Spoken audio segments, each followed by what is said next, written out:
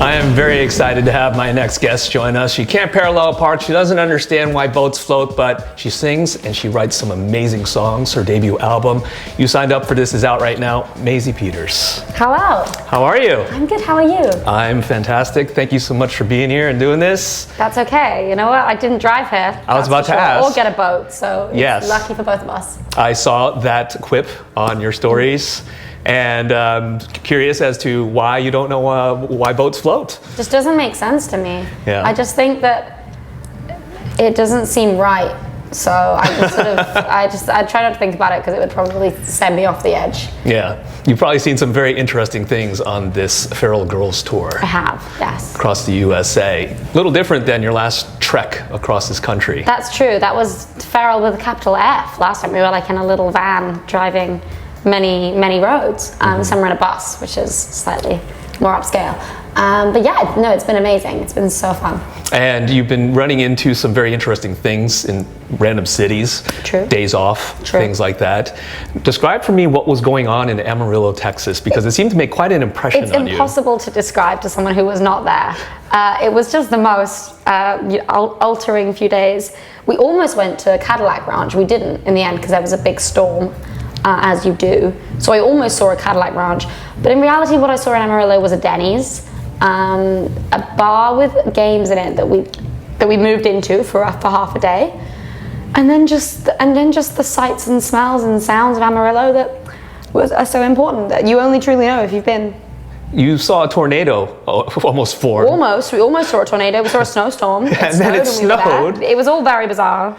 It was so curious. I've driven through Amarillo, so I know what you saw, and there was not a lot to see. But to experience all that in one day, powerful. Very. Very. Did it inspire any words, phrases? It actually did. I actually wrote a whole song about Amarillo. I really did. I did not lie. Will it ever come out? Who knows? But I did write a song. Okay, you're leading me there. Is it ever going to come out?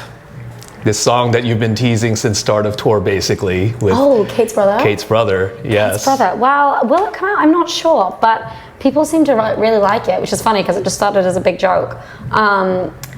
Which is amusing. I really do have a friend called Kate, and she really does have a brother, and that's all I'll reveal on that. But I hope it comes out. We'll see. You put her on your TikTok and you played it for her. I did. And I assume it wasn't staged of any sort. You seem like a genuine person. Thank you so much. I am playing this in real time and she's never heard it before. It was very amusing. I mean, she's so great. She's also an artist. She's an amazing songwriter as well. And so it was really funny to play her a song about her brother. Seeing that she is such a close friend of yours, you've met her brother, I would assume, many times before. Well, that would be telling. That would just simply be telling. I have met her brother. Mm-hmm. Yes. And did these thoughts come about over time, or? Music is hard to pinpoint, so it's hard to pinpoint where thoughts come and where they go. It's all just one big mystery. Yeah, and it's a big canvas for you to paint with, so you can embellish a little bit and. Exactly, one could if one wanted to. Kate's brother, Kate's brother, Kate's brother. Did somebody used to say Kate's brother? Yeah! And there's a sign at the front that says, Maisie, please release Kate's brother.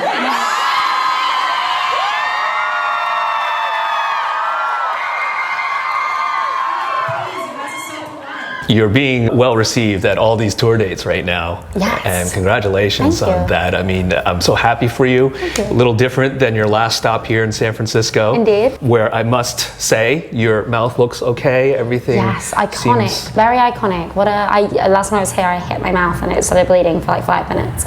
Yes. So before we proceed any further, I did come prepared, as I told you I would, that we do have some wound wash. Some wound wash. Wound wash, yeah. I love it. Thank you so much. That's such a sweet gift. So this way, if something happens, it's there, and you can wash the wound super quick.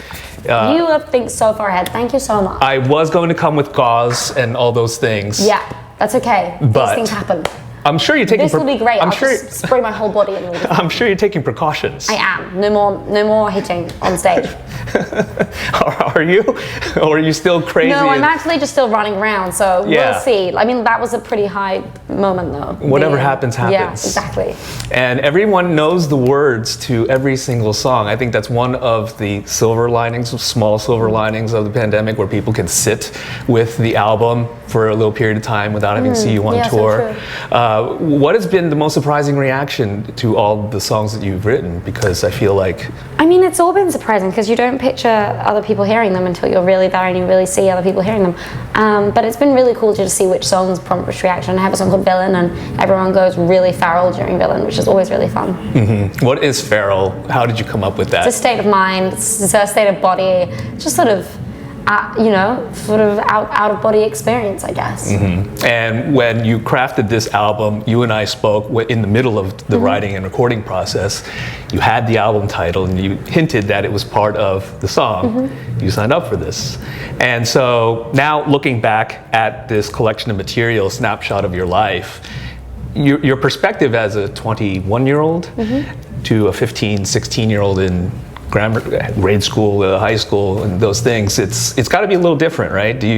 How do you look at yourself at that age? Yeah, I guess so. I guess you grow up and you mature to a certain extent and you learn more. But at the same time, I think it's cool to have a snapshot of all of those different types of me on the album, which is what that is. You know, there's me at 17 and there's me at 20, 21 almost, and they're all still part of the same person. So I guess it's just like, it's fun looking back. It's kind of like a real-time diary. It's so interesting because a lot of your lyrics are very journal-like. I'm sure you have a journal too. I do, but I'm sort of too chaotic to remember to write in it all the time. But I do have a journal. Yes. How do you parse out what is for the journal and what is for artistic reasons? I don't really. I just sort of choose as and when I'm writing. And sometimes I write things that I know I'll never show anybody else, and sometimes I do it the opposite. I write for showing other people. It's all just sort of everything comes out in somewhere, and then it's just where it gets funneled to. When you first started writing songs and thinking about a music career, being an artist, was this something that was kind of, I don't know, you don't come from a musical background in terms of your family and things like that. So what was the catalyst? What was the turning point for you to say, I'm going to do this?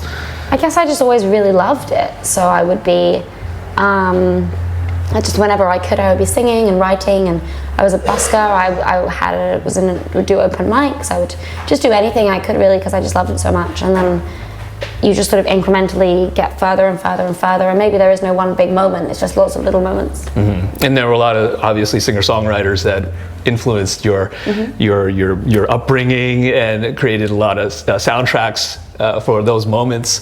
Taylor Swift being one of them, of course. And so, when you look at her catalog of material, what were the songs that really resonated with you as a youngster, and what resonates with you now?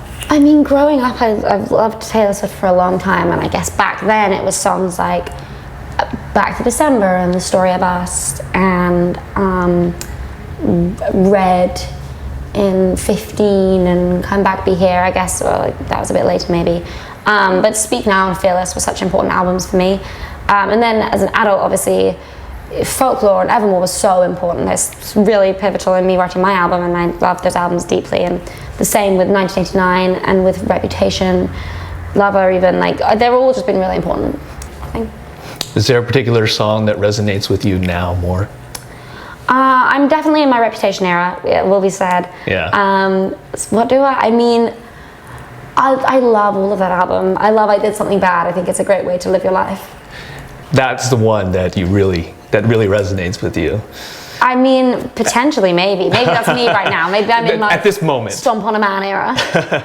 If you could, I mean, do us a favor and perhaps sing a verse, a lyric, a chorus.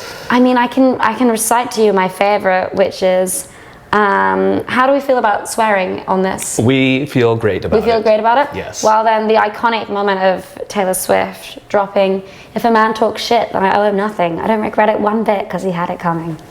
But there you go. So poetic. Poetry. That is poetry right there. And the same could be said for a lot of your material. Thank you. Congratulations on everything, and best of luck with the big tour with Ed Sheeran. Thank you so much. I'm excited. He's an up-and-coming artist that I think has a lot of potential. Me too. And Grassroots. glad that you're doing him this favor. Always. I like to help smaller artists. And we'll see you soon. Thanks for your time. Thank you so much. It is Maisie Peters, and you're watching B-Sides.